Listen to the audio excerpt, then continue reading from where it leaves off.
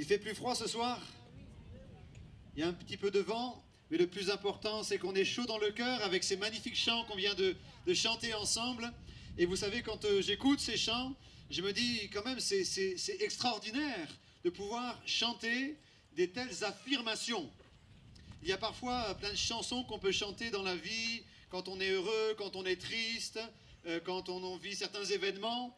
Mais les chants qu'on vient de chanter possèdent un message incroyable.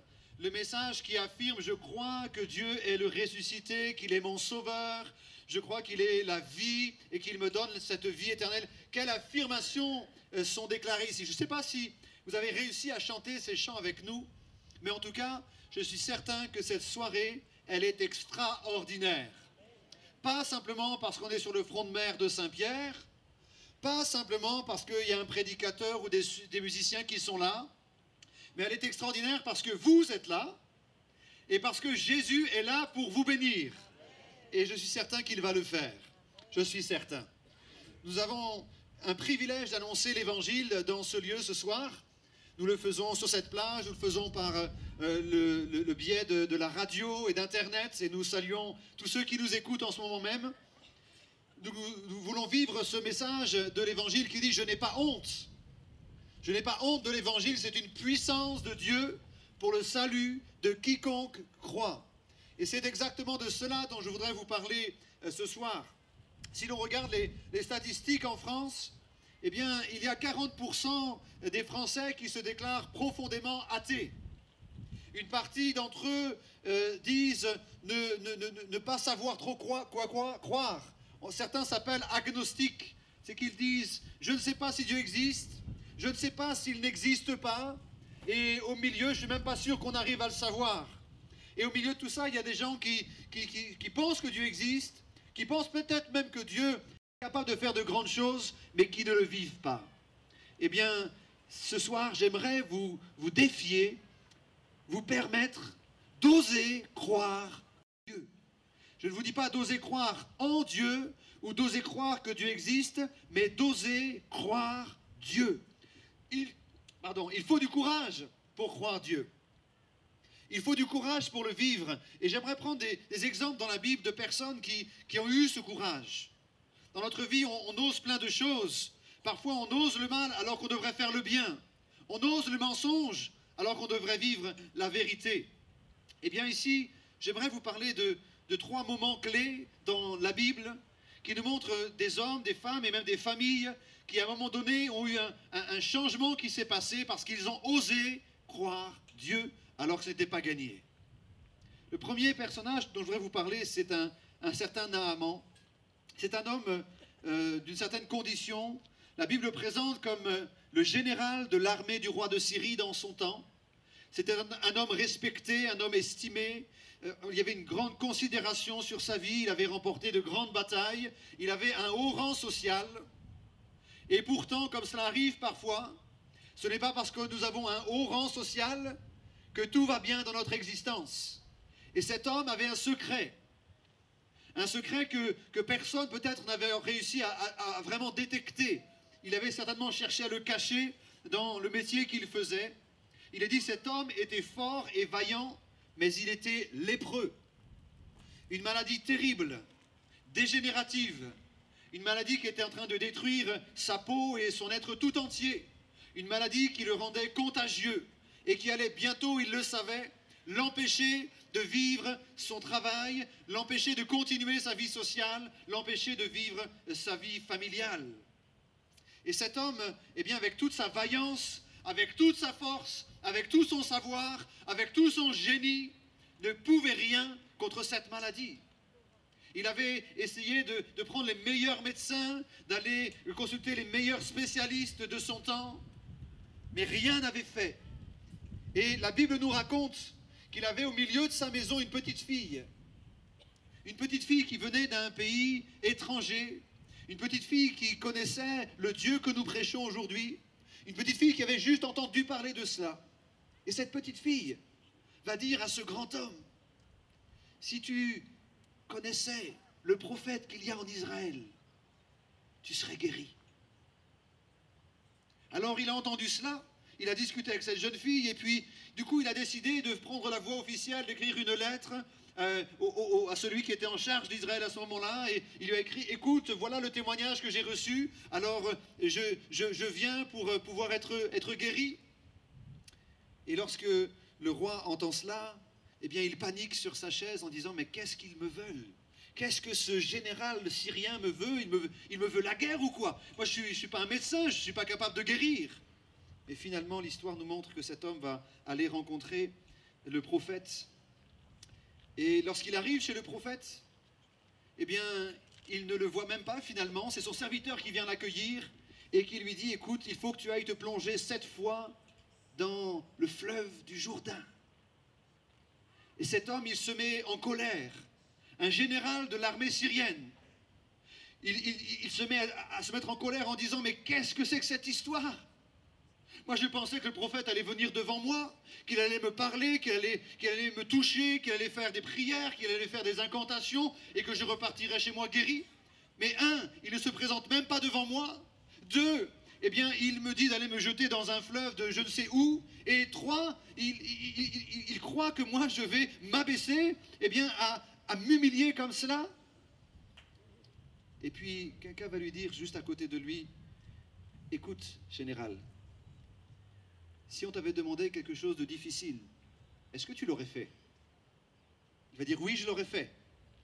Alors, si on te propose quelque chose de si facile que de te plonger 7 fois dans un fleuve pour être guéri, pourquoi est-ce que tu ne le ferais pas? Ce général a réfléchi, il a fini par se plonger dans ce fleuve et il a été complètement guéri. Et cette histoire nous dit qu'à la fin, il a proclamé que l'Éternel, le Dieu d'Israël, était le Dieu tout-puissant, capable d'accomplir des miracles. Cette histoire m'interpelle ce soir, et peut-être qu'elle pourra vous interpeller aussi, parce qu'on découvre un homme qui semblait avoir beaucoup de courage dans la vie, un homme qui était peut-être le plus courageux d'entre nous, un militaire de carrière. Je ne sais pas si certains sont militaires parmi nous, moi j'ai rencontré quelques militaires, on sent que ce sont des gens de conviction, ce sont des gens compétents, un général d'armée.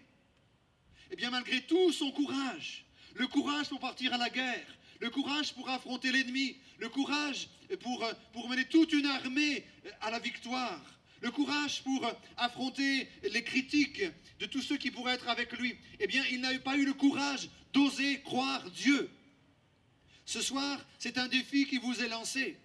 Quelle que soit votre condition, quel que soit votre état social ou religieux, balayez tout cela de votre tête un instant et réalisez que le Dieu du ciel s'adresse à vous pour transformer votre existence. Cela demande du courage ce soir, à chacun d'entre nous d'oser accepter l'état de notre péché. C'est plus facile de faire comme si tout allait bien dans notre vie, alors que l'orgueil nous ronge, alors que eh bien, la division fait rage à la maison, alors que des pensées impures dominent notre être. C'est difficile ce soir d'oser accepter l'état de notre vie, comme cela a été le cas pour cet homme. En tant que général, d'accepter que sa vie était minée par la maladie. C'est difficile d'oser écouter les conseils d'une petite fille. Ça paraît fou peut-être ce soir, simplement de penser que quelques chants et une prédication de quelques minutes pourraient révolutionner votre vie. Mais si vous passez au-delà de tout cela, et que vous comprenez que c'est le Dieu vrai qui s'adresse à vous pour changer votre vie, alors vous pourrez vivre la gloire de Dieu. Cela pourrait paraître fou d'écouter un message qui paraît si facile, de venir près de Jésus pour être transformé. Eh bien, ce soir, osez croire Dieu quand il vous dit de vous approcher de Jésus, tel que vous êtes, pour vivre ce changement. Je pense à cette femme aussi dans les évangiles. Cette femme, on ne connaît pas son nom, on ne connaît qu'une seule chose d'elle. Elle était atteinte d'une perte de sang. Et c'est déjà un drame dans notre vie aujourd'hui à nous pour des femmes qui vivraient cette maladie. Mais c'était encore plus grave à l'époque. Une femme qui était atteinte d'une perte de sang était une femme qui était rejetée de la société, impure. Une femme qui n'avait pas toute la médication que nous pouvons avoir aujourd'hui. Elle était dans un état de faiblesse permanent.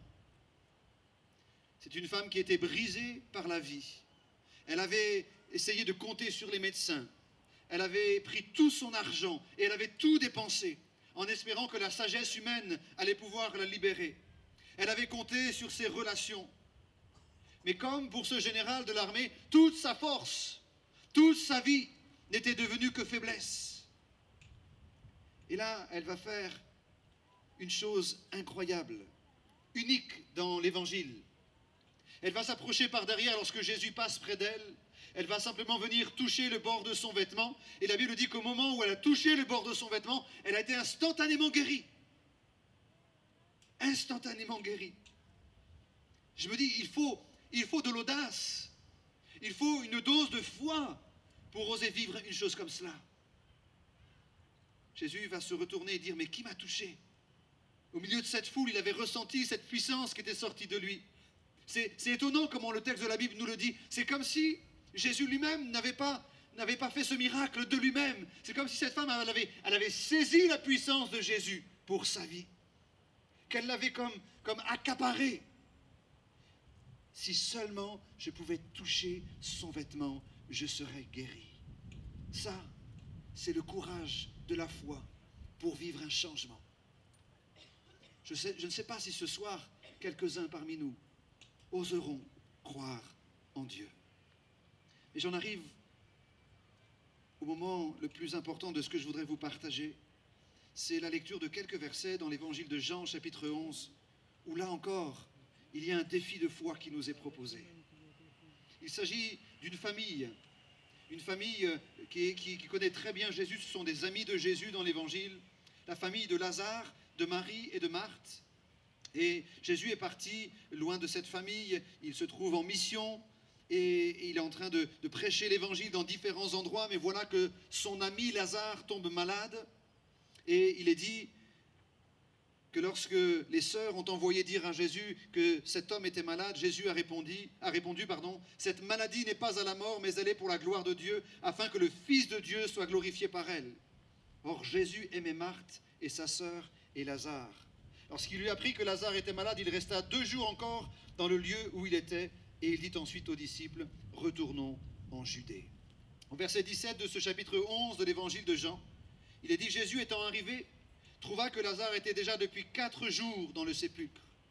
Et comme Béthanie était près de Jérusalem, à 15 stades environ, beaucoup de Juifs étaient venus vers Marthe et Marie pour les consoler de la mort de leur frère.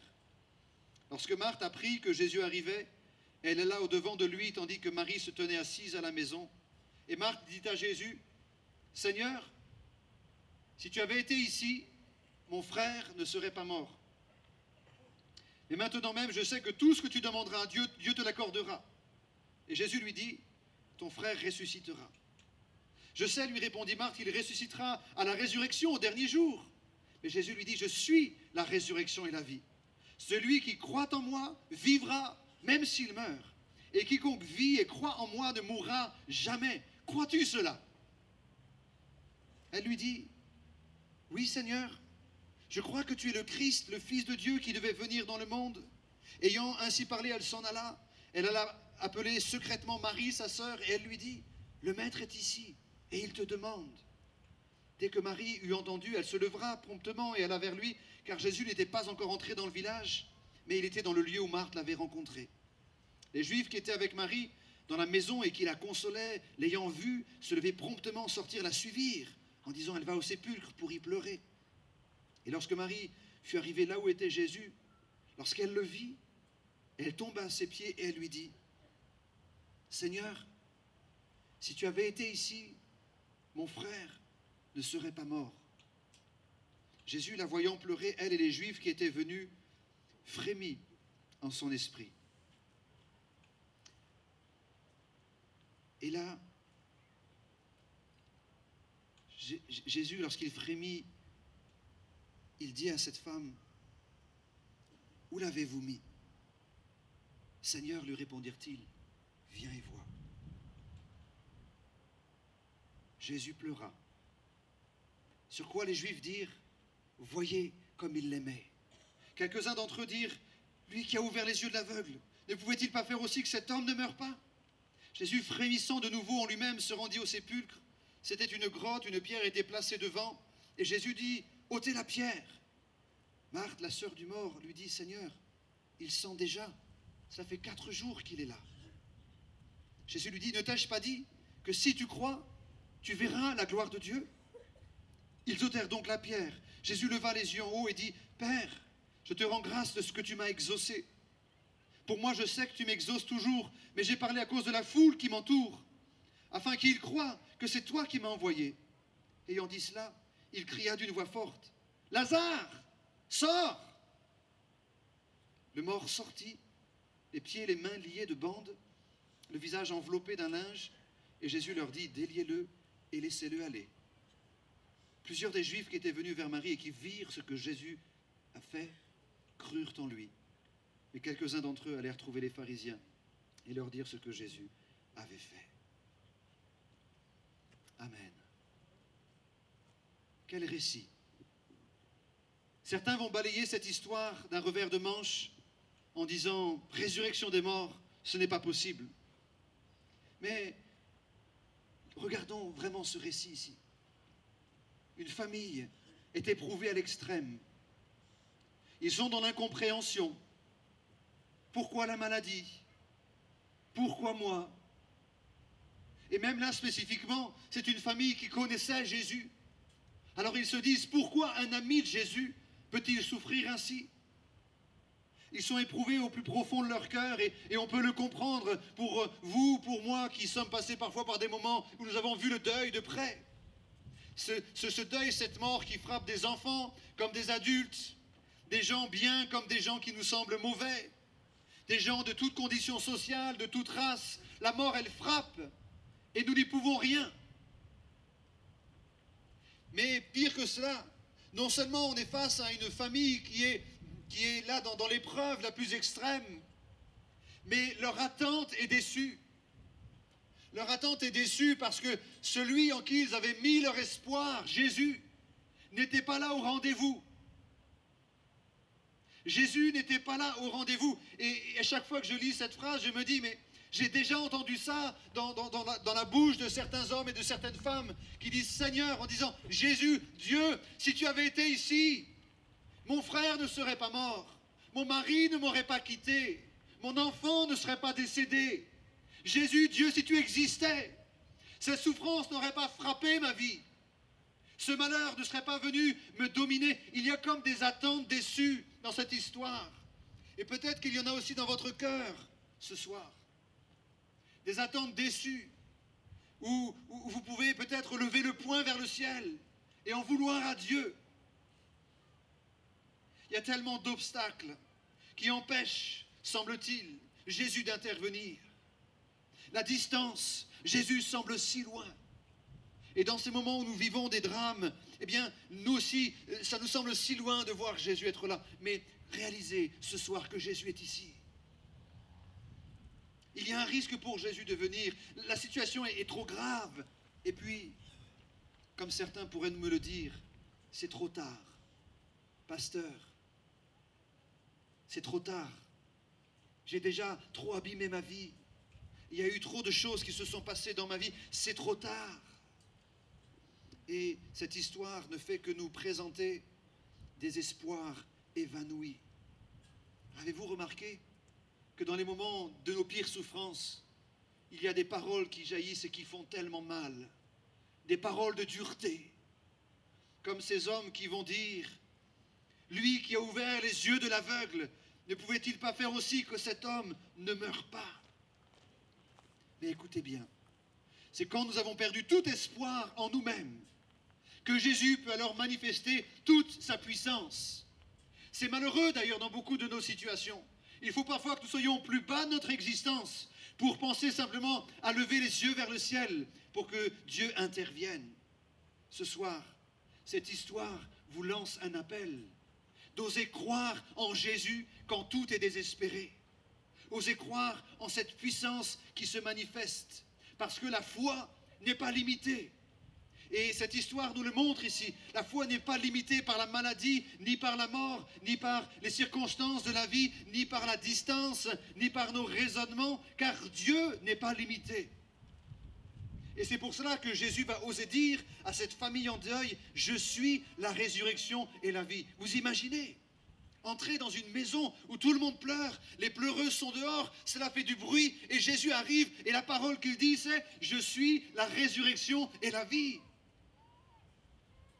Dans quelques jours, eh bien, il y a plein de personnes qui vont peut-être se ruer dans les cimetières, qui vont peut-être même avoir encore une fois plus peur de la mort, peur des morts. Mais entendez bien ce soir que Jésus déclare « Je suis la résurrection et la vie ». Quand bien même il y aurait cette mort, celui qui croit en moi vivra. Crois-tu cela? C'est un appel à croire en la puissance de Jésus, qui est capable, eh bien, d'intervenir dans toute situation désespérée. C'est aussi oser croire dans la vie de Jésus. Parce que dans les récits que je viens de vous partager, et spécialement dans celui de Lazare, Jésus est venu plus que guérir.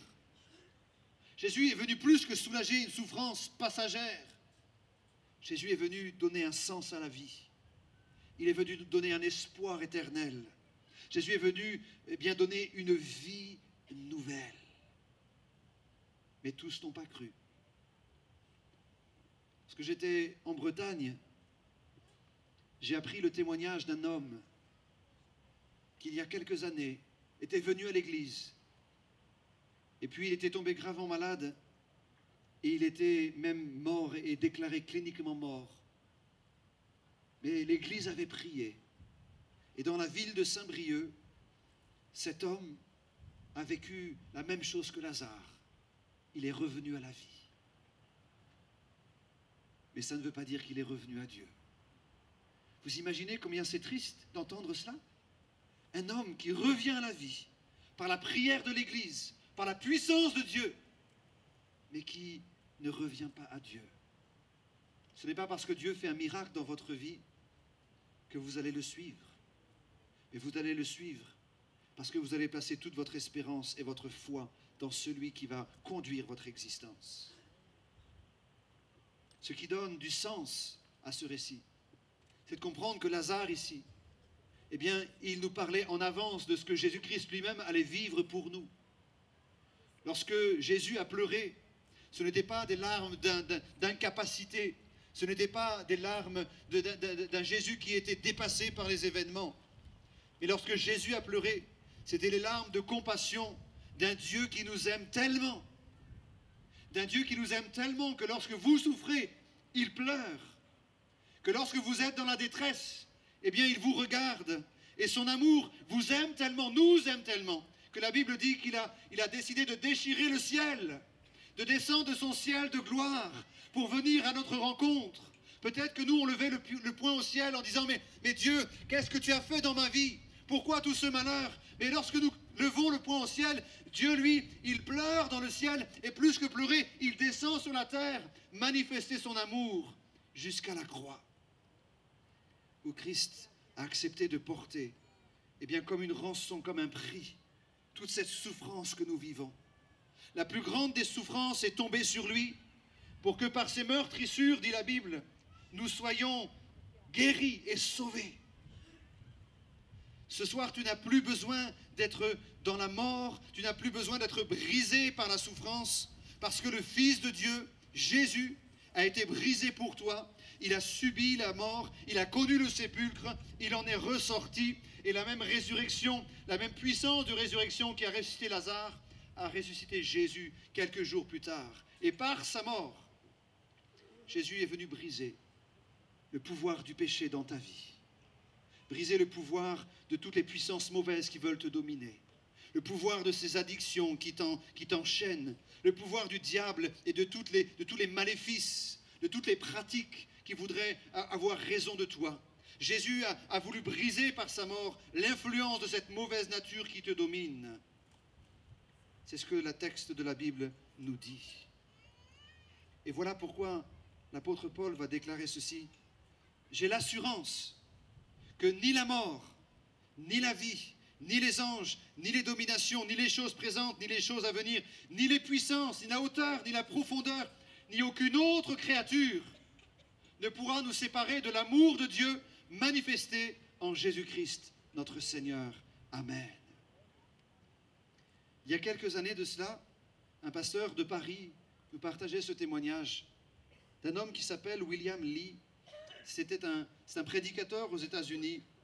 Et un matin, il s'est réveillé tout heureux parce qu'ils avaient organisé dans son église un camp pour les enfants. Je pense que vous en faites aussi ici, un camp pour les jeunes. Et ils avaient préparé toute la maison, sa femme et ses 2 filles, eh bien, sont montés dans le bus avec tous les enfants pour partir dans ce camp. Et ce papa, William, il était tout enthousiaste parce qu'il savait que Dieu allait faire de grandes choses pour ses enfants et pour sa femme. Lui, il est resté à l'église, il les a encouragés, il est resté là avec ceux qui étaient de l'église. Et le bus s'est mis en route. Et malheureusement, sur ce chemin, même s'ils étaient chrétiens, eh bien, un malheur est arrivé. Ce bus a percuté de plein fouet une voiture. Ce bus a pris feu. Et cette femme et ses 2 filles sont décédées dans l'accident. Et à partir de ce jour, ce papa, ce prédicateur de l'Évangile, William, s'est comme éteint. Il a vécu ce que Marthe et Marie ont vécu dans l'histoire de Lazare. Un deuil qui vous poignarde au plus profond de votre cœur. Et cet homme qui connaissait Jésus, eh bien, lui, il était toujours vivant, mais dans son âme, c'est comme si il s'était éteint, qu'il était mort en même temps que ses enfants et sa femme.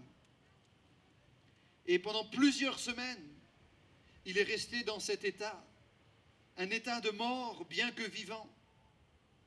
Et puis, au bout d'un certain temps, eh bien, des gens l'ont appelé, des églises, des collègues à lui, et lui ont dit, écoute William, il faudrait que tu viennes avec nous, on avait fixé un rendez-vous il y a 2 ans de cela, pour que tu puisses venir prêcher l'évangile dans notre église. Et William leur a répondu, mais vous savez ce qui m'est arrivé, jamais je ne pourrais venir faire cette mission. Et ils ont insisté, lui ont dit, mais William, il faut que tu viennes. Il faut que tu viennes, nous t'attendons, tu ne peux pas nous laisser tomber. Nous savons que ce qui t'est arrivé, c'est terrible. Mais il faut que tu continues. Il leur a dit, c'est fini. C'est fini pour moi. C'est fini le ministère.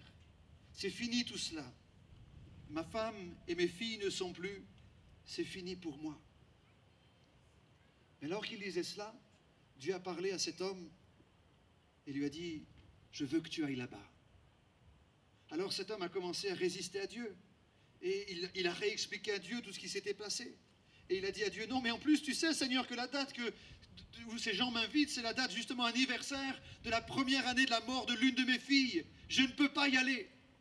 Non Seigneur, je n'irai pas là-bas. J'irai acheter 16 roses rouges et j'irai sur la tombe de ma fille et j'irai pleurer. Dieu insistait dans son cœur. Dieu était tellement patient avec cet homme. Et Dieu a fléchi son cœur. Et William a fini par partir. Il est parti dans cette église. Il a commencé quelques réunions. Et le dimanche matin, eh bien, Dieu lui a dit, je veux que tu fasses ce que tu avais prévu. Va acheter 16 roses rouges. Et cet homme ne comprenait rien de ce que Dieu lui demandait, mais il a choisi d'obéir. Il est parti acheter des roses rouges et il est venu le dimanche matin au culte avec 16 roses rouges dans la main. Il était un peu embarrassé parce que ce n'est pas habituel. Enfin, je ne sais pas si ça se fait comme ça à la Réunion, mais on ne vient pas souvent avec 16 roses rouges dans la main. Alors il est venu à l'église et puis il s'est assis le plus vite possible. Il a caché les roses rouges sous son siège en espérant que personne ne le remarque trop. Et puis il était là en se disant, mais Seigneur, qu'est-ce que tu me fais faire? Tu connais déjà ma situation difficile, j'ai déjà eu du mal à venir dans cette église et tu me demandes de faire un truc mais complètement insensé. Et il était en train de paniquer. Et puis au bout d'un moment, la porte de l'église s'est ouverte et une jeune fille est rentrée. Elle s'est assise et tout d'un coup le Saint-Esprit a dit à William, va voir cette jeune fille et donne-lui ces 16 roses rouges. Alors, eh bien, il a dit au Seigneur, Seigneur, tu te rends compte de ce que tu me demandes?